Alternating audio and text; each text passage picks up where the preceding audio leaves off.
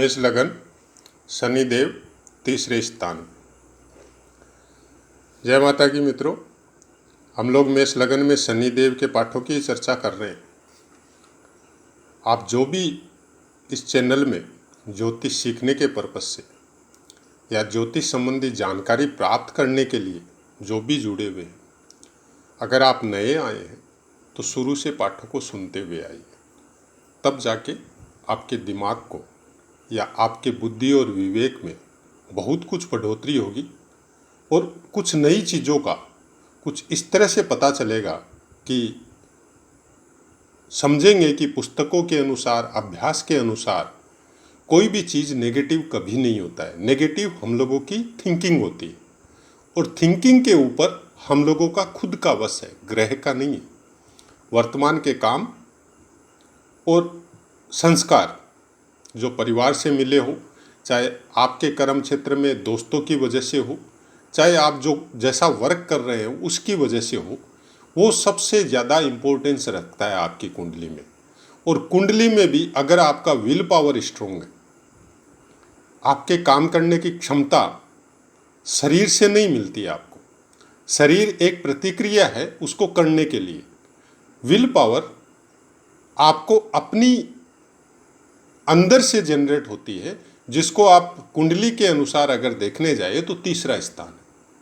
तीसरे स्थान में कोई भी क्रूर ग्रह, चाहे शनि हो, मंगल हो, सूर्य हो, राहु केतु हो, ये सब काम करते हैं आपके विल पावर को बढ़ाने के लिए।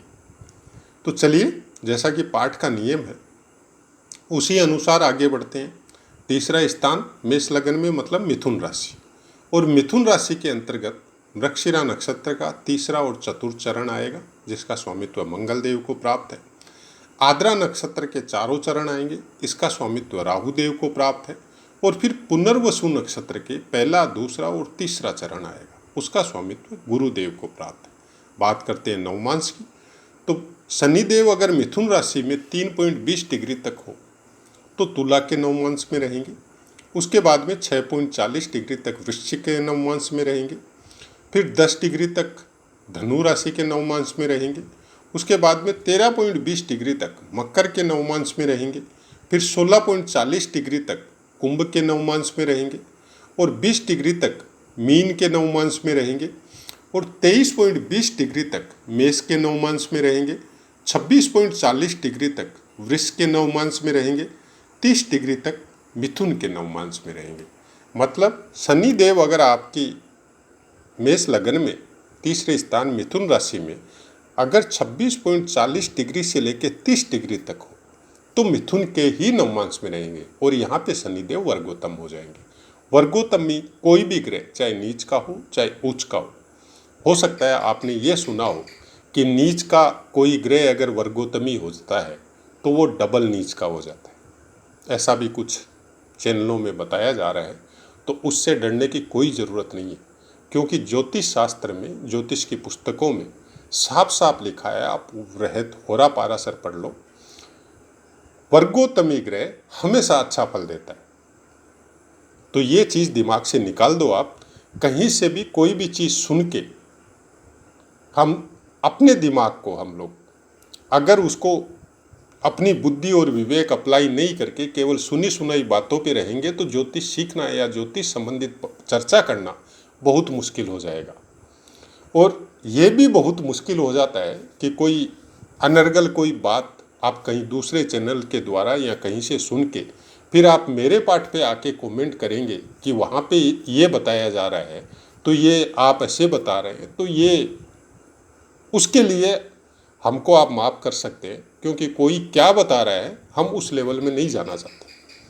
किसी का अपना बिजनेस हो सकता है, किसी का अपना काम हो सकता है, किसी की अपनी बुद्धि और विवेक हो सकती है, क्योंकि ज्योतिष एक ऐसा सब्जेक्ट है जिसमें हम लोगों के पुराने विद्वान जितने भी थे वो भी एक ही ग्रह की प्लेसमेंट को, एक ही जगह में प्लेसमेंट को अलग अलग व्याख्या किया हुआ है, अलग अलग प्रिडिक्शन दिया हुआ है।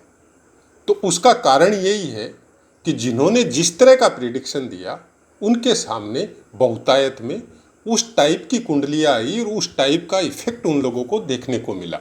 इसलिए कहा जाता है कि ज्योतिष में समय काल परिस्थिति बहुत ज़्यादा मायना रखती है कि हम और आप, हो सकता है दोनों का जन्म सेम समय में हो और दोनों की कुंडलियां भी सेम बन गई और ग्रह भी सेम आ गए, लेकिन दोनों का इफेक्ट कुंडली का बहुत अलग अलग मिलता है। उस अलग अलग मिलने का कारण यही है कि आपका बचपन कैसे बीता है और हमारा बचपन कैसे बीता है, आपका फ्रेंड सर्कल कैसा है और हमारा फ्रेंड सर्कल कैसा है। ये बहुत कुछ डिपेंड करता है आपको अपने जीवन में ग्रहों के फलों को प्राप्त करने के लिए। तो चलिए आगे बढ़ते हैं, फिर अंश बल की चर्चा करते हैं। विषम राशि है तो पहले 6 अंश तक बाल्यावस्था में रहेंगे, उसके बाद में 12 अंश तक कुमारावस्था में और 18 अंश तक युवावस्था में, उसके बाद में 24 अंश तक वृद्धावस्था में और फिर 30 अंश तक मृतावस्था में। शनि देव के बारे में कारक भाव बोला जाता है अष्टम स्थान और 12वां स्थान, और काल पुरुष की कुंडली के हिसाब से मेष लगन में इनको 10वें स्थान और 11वें स्थान का भी स्वामित्व प्राप्त है। क्यों? 10वें स्थान में इनकी मकर राशि आएगी और 11वें स्थान में इनकी कुंभ राशि आएगी। यहाँ पे बैठे हुए शनि देव आपकी तीसरी दृष्टि से आपके पंचम स्थान को देखेंगे, जो कि सिंह राशि है, सूर्य देव की राशि है। पहले तो आप ये देख लीजिए कि सूर्य देव का प्लेसमेंट कैसा है। सूर्य देव वर्गोत्तमी है, सूर्य देव मित्र राशि में है, सूर्य देव का प्लेसमेंट अच्छा है, तो यहाँ पे शनि देव आपका कोई खराब इफेक्ट आपको नहीं दे सकेंगे। लेकिन दृष्टि की बात जहाँ तक है, यहाँ पे कुछ न कुछ पीड़ा आपको प्राप्त करवाएंगे। शनिदेव के बारे में कहा जाता है कि कोई भी फल देरी से देने की आदत है, मतलब धीरे देंगे, फल जरूर देंगे, धीरे देंगे। हो सकता है एक संतान हो गई, उसके बाद में दूसरी संतान में आपको टाइम लगे। हो सकता है आपका जो एजुकेशन, हायर एजुकेशन का जो काम हो या जो पढ़ाई, जो स्टडी की हो आपने, तो हायर एजुकेशन में जाने के पहले प्रॉब्लम आ गई, या कॉलेज एजुकेशन जो कर रहे हैं उसमें भी कोई प्रॉब्लम आ गई। आपने एजुकेशन भी किया तो बहुत प्रॉब्लमों से किया, ऐसा आपके साथ हो सकता। उसके बाद में गुरु की राशि को, भाग्य स्थान को देखेंगे पूर्ण दृष्टि से। यहाँ पे भाग्य के मामले में और अपने पिता के भाग्य और पिता के स्थान या पिता से ट्यूनिंग के मामले में आपको गुरुदेव की दृष्टि अगर शनिदेव पे पड़ रही है, या गुरुदेव अपने स्थान को देख रहे हैं, 9th स्थान को, भाग्य भाव को, कहीं से भी बैठ के, तो फिर यहाँ के फलों में बहुत अच्छी बढ़ोतरी और बहुत अच्छा फल आपको यहाँ से प्राप्त होगा। शनिदेव के बारे में ये है कि कुछ अच्छा भी मिलेगा तो कुछ गलत भी मिलेगा। यहाँ पे आप पिन पॉइंट हो जाएंगे धर्म के मामले में। आपको आडंबर जो है वो अच्छा नहीं लगेगा, आप सात्विक होंगे, धार्मिक कामों में आप रुचि लेंगे, लेकिन अननेसेसरी जो बिना मतलब का जो आडंबर करके जो काम किया जाता है उसको आप पसंद नहीं करेंगे, क्योंकि तीसरा स्थान पराक्रम का स्थान है, तीसरा स्थान आपकी यात्राओं का स्थान है, तीसरा स्थान आपके मित्रों का भी स्थान है, तीसरा स्थान आपके भाई बहनों का भी स्थान है। तो यहाँ पे बैठने से शनिदेव बहुत ही ज़्यादा पावरफुल होते हैं, और पावरफुल होने के बाद में आपके पराक्रम को, आपके एरो को इतना ज़्यादा बढ़ा देंगे कि आपको पता चलेगा कि क्या गलत हो रहा है, क्या सही हो रहा है, और सही का पक्ष हमेशा लेंगे। उसका कारण एक सबसे बड़ा ये भी है कि आद्रा नक्षत्र खुद राहुदेव का नक्षत्र है, उसके बाद में पुनर्वसु नक्षत्र वो गुरुदेव का नक्षत्र है। तो दोनों में ही शनिदेव बैठने से पावरफुल होंगे, और शनिदेव का बहुत अच्छा इफेक्ट, आप नेता मंत्री भी बन सकते, आप बहुत बड़े कोई धर्म से संबंधित आयोजन या धर्माधिकारी भी बन सकते, आप बहुत बड़े बिजनेसमैन भी बन सकते, क्योंकि 10वें स्थान और 11वें स्थान का भी स्वामित्व आपको प्राप्त है। तो 9th स्थान से कुछ पीड़ा देंगे, कुछ फायदा भी देंगे।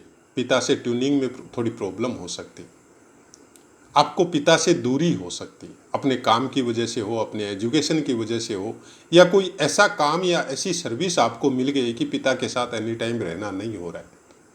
ट्यूनिंग में गड़बड़ी होगी, मन में नहीं होगी।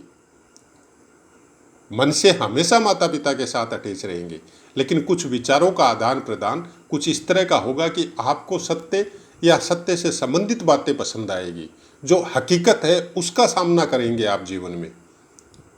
आप लाग लपेट हो, जैसे आप बहुत बड़े हो गए, बिजनेस से हो, चाहे पराक्रम से हो, चाहे नेता या मंत्री की वजह से हो, तो बहुत से देखते हैं हम लोग कि अपना उल्लू सीधा करवाने के लिए सामने वाले को तेल लगाना या उसकी तारीफ करना और फिर अपना काम निकलवाना और भूल जाना।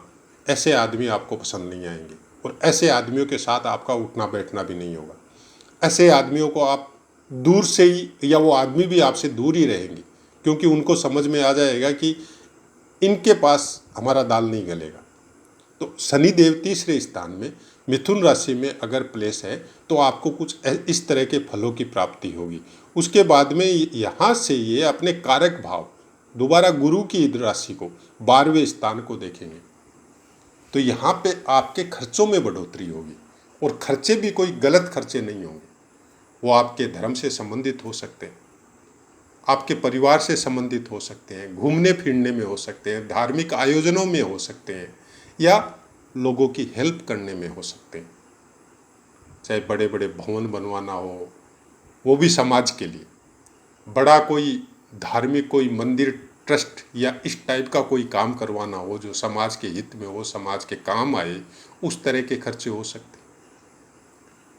बहुत लंबी यात्राएं वो धर्म से संबंधित हो सकती है, वो आपकी तीर्थों से संबंधित हो सकती है, वो आपके ज्ञान से संबंधित हो सकती है, या आपका लेवल कुछ इस टाइप का हो सकता है। सपोज अगर आपको मंत्री पद मिल गया या कोई राजनीतिक पार्टी में बहुत बड़ा पद मिल गया, चंद्रदेव का भी प्रभाव अच्छा है और गुरुदेव का भी प्लेसमेंट अच्छा है, तो इस तरह की चीज़ें आपके साथ हो सकती है। खासकर आद्रा नक्षत्र पे अगर है तो आप बहुत ज़्यादा मतलब देश और समाज का हित के लिए हो, देश और समाज का नाम करने के लिए हो, अपना पराक्रम बढ़ाने के लिए हो, और राहु देव का भी प्लेसमेंट अगर अच्छा है तो बहुत अच्छा ये शनिदेव का तीसरा स्थान आपको बहुत अच्छी प्रोग्रेस देख के जा सकता है। अब यहाँ पे आपको कहीं कहीं पे वीडियो पे या आप कुंडली लेके किसी ज्योतिष के पास जाएंगे तो ऐसा भी सुनने को मिल सकता है कि आप धर्म कर्म में रुचि नहीं लेंगे, आपके पिता के साथ आपकी बनेगी नहीं, आप धर्म को मानेंगे नहीं। तो ये सब बातें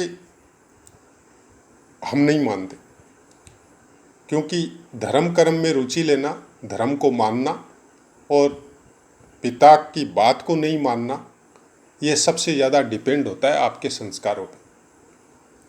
और शनिदेव कर्म क्षेत्र का स्वामित्व है, अगर शनिदेव को प्राप्त है तो कर्म क्षेत्र संस्कारों से ही निर्मित होता है।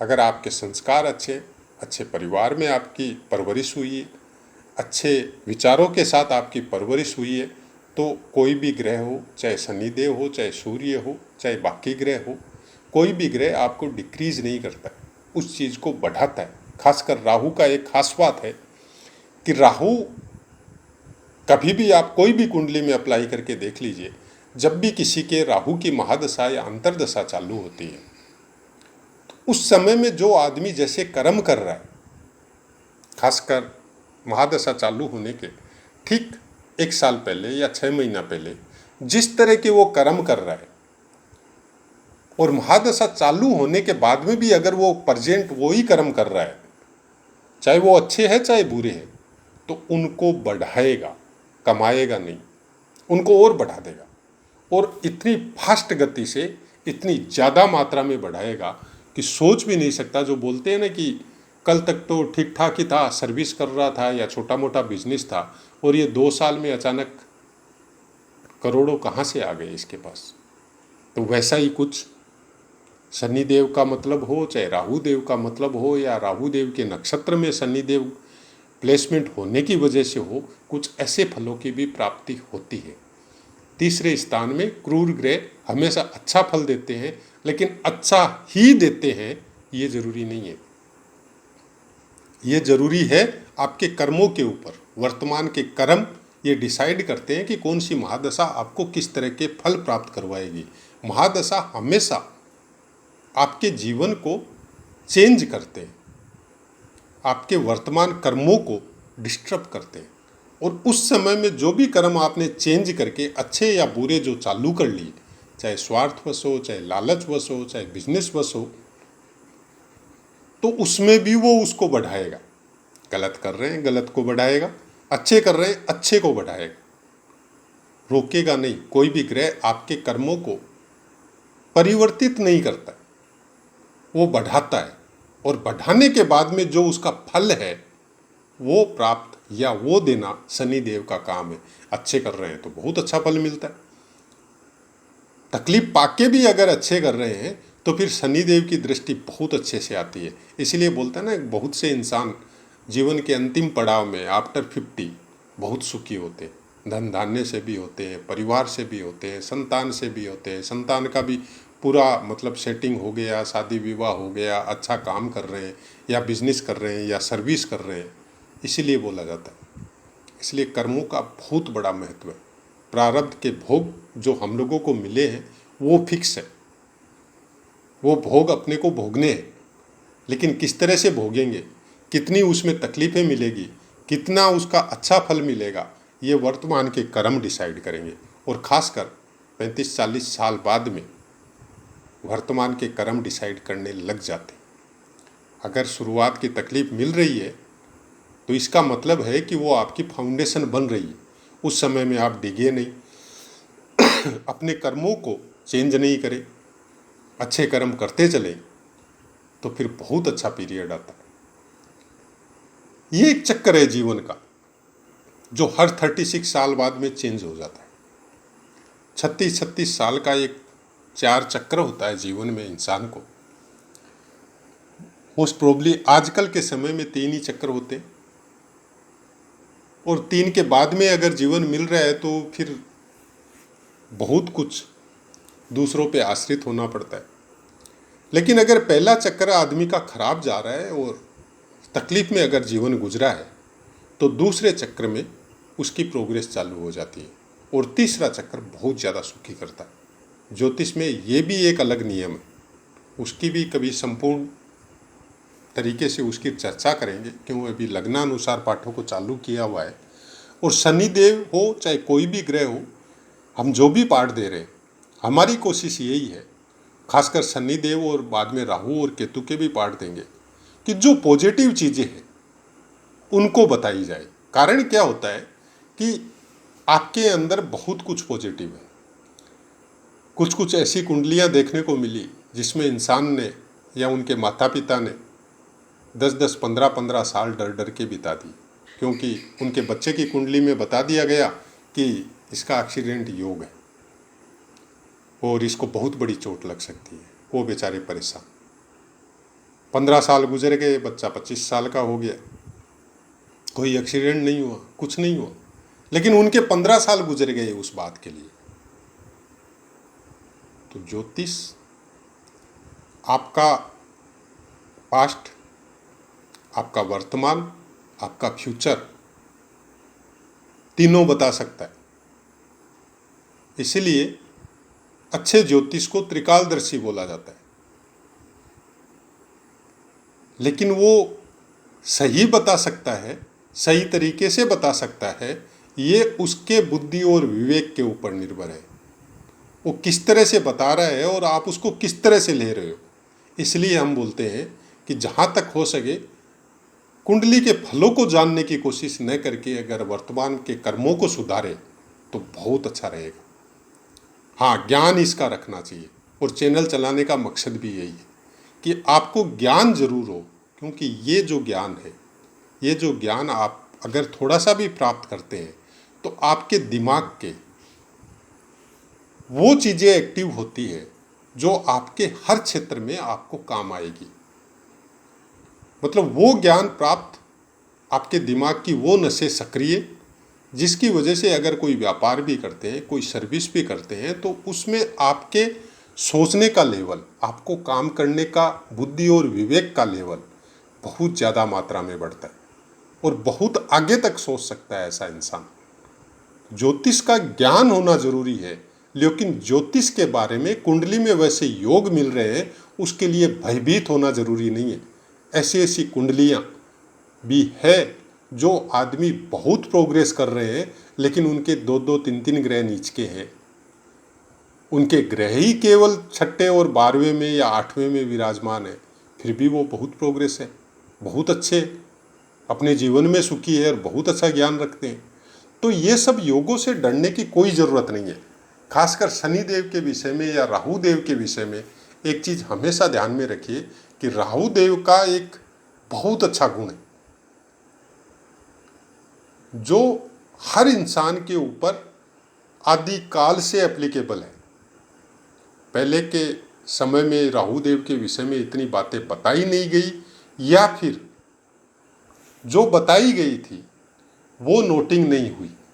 दोनों बातें, अगर किसी के पास वो दृष्टि हो कि उस युग में जब ये ज्योतिष शास्त्र शब्दों के द्वारा अपने शिष्यों को बताया जा रहा था, अगर वो सुन सके तो शायद राहु देव के विषय में भी बहुत कुछ बताया गया था। लेकिन वो श्लोक जब लिखने के लिए जिस समय में आए, उस समय के उन शिष्यों में वो चीज़ें नहीं थी, वो चीज़ें भूल चुके थे, या वो श्लोक भी अगर बताए तो वो रूपांतरित होते होते होते होते वो गौण हो गए। अब कोई अपने हिसाब से उनको प्रिडिक्शन करना या नए श्लोक जोड़ दिए। तो राहु और केतु दो एक ऐसे ग्रह हैं जो आपके पूरे जीवन को संचालित इस जीवन में वर्तमान में भी करते हैं और फ्यूचर में भी करते हैं, पास्ट में भी किए हैं, और जन्म के बाद में जब हम लोग मृत्यु को प्राप्त होते हैं तब भी करते हैं। छाया ग्रह का मतलब बहुत अलग है, उसके बारे में डिटेल में 1 या 2 पार्ट जब भी कुछ ईश्वर की माता की प्रेरणा होगी आपको जरूर देंगे। लेकिन राहु और केतु खासकर कलयुग में जो प्रकोप और जिनकी वजह से डरना पड़ रहा है, शनिदेव और राहु और केतु, ये बहुत ही ज़्यादा पावरफुल है। और इनको पावरफुल या इनका अच्छा फल प्राप्त करने के लिए आपको अपने कर्मों में सुधार करना बहुत ज़रूरी है।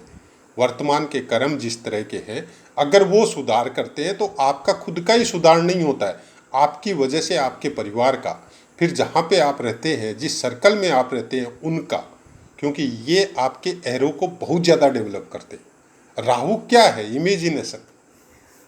अगर आपकी इमेजिनेशन पॉजिटिव होती है तो आप उस वाइब्रेशन को बहुत दूर तक फैला सकते हैं।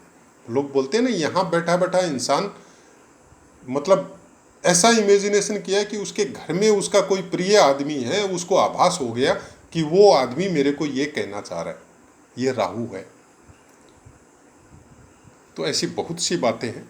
अभी चर्चाएं चल रही है शनि देव की, और शनि देव के विषय में ही बातें करेंगे, और वो ही बातें करेंगे जिससे हम लोगों को ये रहे कि शनिदेव से डर के जीवन गुजारना या जीवन से संबंधित कोई बात सुनना, हम लोगों को अच्छी तरह पता चल जाए कि शनिदेव का फल अच्छा भी है, बुरा भी है, और वो केवल शनिदेव का नहीं है, सब ग्रहों का है।